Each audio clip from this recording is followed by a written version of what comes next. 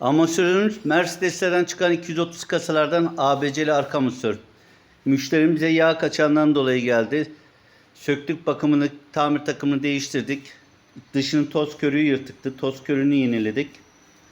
Bakım revizyonunu yaptık. Müşterimize 1 yıl garantili şekilde montajını yapacağız.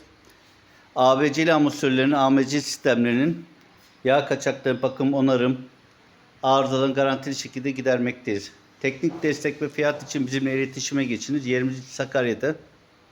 Tufan Hidrolik.